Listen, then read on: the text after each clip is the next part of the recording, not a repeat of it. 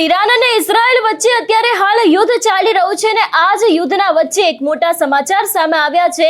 વડાપ્રધાન નરેન્દ્ર મોદી હવે દરેક રાજ્યોના મુખ્યમંત્રીની સાથે વિડીયો કોન્ફરન્સથી સંવાદ કરશે। આની અંદર મુખ્ય પેટ્રોલ ડીઝલના મુદ્દા પણ હોઈ શકે છે। તેની સાથે વડાપ્રધાન મોદી દ્વારા કેમ અચાનક આ સંવાદનું આયોજન કરવામાં આવ્યું છે એ દરેક વિષયને લઈને વિગતે વાત કરીએ। નમસ્કાર, હું હંસિની અને તમે જોઈ રહ્યા છો નિર્ભય ન્યૂઝ।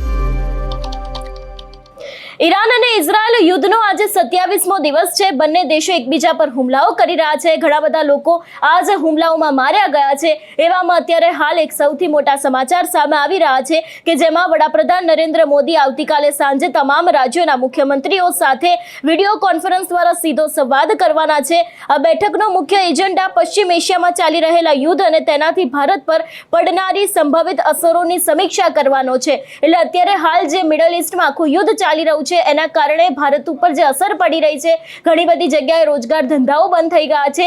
પેટ્રોલ ડીઝલ ક્યાં ખૂટી પડ્યું છે, પેટ્રોલ ડીઝલની અછત જોવા મળી રહી છે। એલપીજીને લઈને જે છેલ્લા ઘણા સમયથી સવાલ ઊભા થઈ રહ્યા છે, આ જ દરેક મુખ્ય મુદ્દાઓને લઈને ક્યાંક આખા સંવાદનું આયોજન કરવામાં આવ્યું હોય એવું પણ લાગી રહ્યું છે। મુખ્ય એજન્ડાની વાત કરવામાં આવે તો અહીંયા એવું પણ કહેવામાં આવ્યું છે કે પશ્ચિમ એશિયામાં ચાલી રહેલા યુદ્ધ અને તેનાથી ભારત પર પડનારી સંભવિત અસરોની સમીક્ષા કરવા માટે થઈને પણ આખું આજે પ્રેસ કોન્ફરન્સ છે, આખું જે આનું આયોજન કરવામાં આવ્યું છે।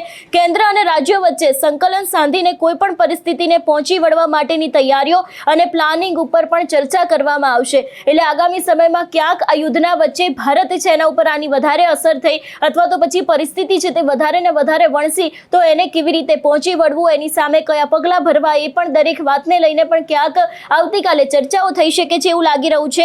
આ રાષ્ટ્રીય સુરક્ષા અને હિતનો વિષય હોવાથી ટીમ ઇન્ડિયાની ભાવના સાથે તમામ રાજ્યોના સહયોગથી કામ કરવા પર ભાર મૂકવામાં આવશે એવી પણ વાત કરવામાં આવી છે। અને વાત કરવામાં આવે ભારતને લઈને તો છેલ્લા ઘણા સમયથી પેટ્રોલ અને જે ડીઝલનો મુદ્દો છે એ ખૂબ જ ચર્ચામાં આવ્યો છે। ભારતની અંદર ગુજરાતની વાત કરવામાં આવે તો આપણે જોયું કે ગુજરાતમાં અત્યારે હાલ લોકોના મનમાં એક જ ડર છે કે જો કદાચ આગામી સમયમાં ક્રૂડ ઓઇલના ભાવમાં વધારો થયો, કદાચ પેટ્રોલ અને ડીઝલ ના મળ્યું તો શું કરવામાં આવશે। અને ક્યાંક આ સમગ્ર મામલે અત્યારે હાલ લોકોની અંદર એટલો બધો ભય છે કે પેટ્રોલ પંપની બહાર પણ 2-2 કિલોમીટર સુધીની લાઈનો જોવા મળી રહી છે। એલપીજીની વાત કરવામાં આવે તો એલપીજીને લઈને પણ અત્યારે હાલ કંઈક આવી જ પરિસ્થિતિ ઉદ્ભવી રહી છે। અને હવે આ જ દરેક મુદ્દાઓ જે અત્યારે હાલ ચાલી રહ્યા છે, લોકોના મનમાં ડર છે, એવામાં હવે વડાપ્રધાન નરેન્દ્ર મોદી છે એમના દ્વારા આવતીકાલે સાંજે તમામ રાજ્યોના જે મુખ્યમંત્રીઓ છે એમની સાથે વિડીયો કોન્ફરન્સ દ્વારા સીધો જે સંવાદ કરવામાં આવશે। આ બેઠકનો મુખ્ય એજન્ડા જે મિડલ ઈસ્ટમાં ચાલી રહેલા યુદ્ધ અને તેનાથી ભારત પર પડનારી સંભવિત અસરોની સમીક્ષા કરવાનો છે। કેન્દ્ર અને રાજ્યો વચ્ચે સંકલન સાધીને કોઈ પણ પરિસ્થિતિને પહોંચી વળવા માટેની તૈયારીઓ અને પ્લાનિંગ પર ચર્ચા કરવામાં આવશે એવી પણ વાત છે તે અત્યારે હાલ સામે આવી રહી છે। પેટ્રોલ ડીઝલનો મુદ્દો હોય, એલપીજીનો મુદ્દો હોય, જે રોજગાર ધંધા ક્યાંક અત્યારે હાલ બંધ થઈ ગયા છે એ પણ દરેક મુદ્દાઓને લઈને વાતચીત કરવામાં આવશે એવી પણ વાત સામે આવી રહી છે। કારણ કે તમામ રાજ્યોના મુખ્યમંત્રી છે એટલે ગુજરાતના મુખ્યમંત્રી ભૂપેન્દ્ર પટેલ છે એ પણ હવે આ વિડીયો કોન્ફરન્સની અંદર જોડાશે કે આ ગુજરાતને લઈને પણ આની અંદર વાતચીત કરવામાં આવી શકે છે। કારણ કે અત્યારે હાલ ઘણા બધા લોકોની અંદર એક ડર છે કે પેટ્રોલ ડીઝલ ખૂટી જશે તો શું થશે, એલપીજી જે સિલિન્ડર છે તે હવે આગામી સમયમાં નહીં મળે તો શું થશે। એટલે ખાસ કરીને ગુજરાતના મુખ્યમંત્રી ભૂપેન્દ્ર પટેલ છે એ પણ આ વિડીયો કોન્ફરન્સની અંદર જોડાશે। ગુજરાત ઉપર કેટલી અસર જોવા મળી રહી છે, ગુજરાત ઉપર હજી આની કોઈ અસર પડશે તો પછી પહોંચી વળવા માટે આપણી સરકાર કેટલી તૈયાર છે એ પણ દરેક વાતને લઈને વાતચીત કરવામાં આવશે એવી પણ સંભાવનાઓ અત્યારે હાલ એવા એજન્ડા છે તે પણ સામે આવી રહ્યા છે।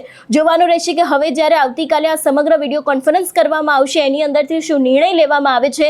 કારણ કે અત્યારે હાલ લોકોને એ પણ ડર છે કે જે રીતે કોવિડ વખતે આખું લોકડાઉન આવ્યું હતું એવું લોકડાઉન આવશે કે કેમ, પણ અત્યારે હાલ એવી તો કોઈ પરિસ્થિતિ જોવા નથી મળી રહી। કારણ કે એક તરફ સરકાર દ્વારા એવું કહેવામાં આવી રહ્યું છે કે પેટ્રોલ ડીઝલ હોય કે પછી એલપીજી હોય એનો પૂરતો જથ્થો સરકારની પાસે છે એટલે એવી કોઈ પરિસ્થિતિ છે એનો ઉદ્ભવ નહીં થાય, પણ ચોક્કસથી કટોતી આવી શકે છે એવી સંભાવનાઓ અત્યારે હાલ જોવા મળી રહી છે।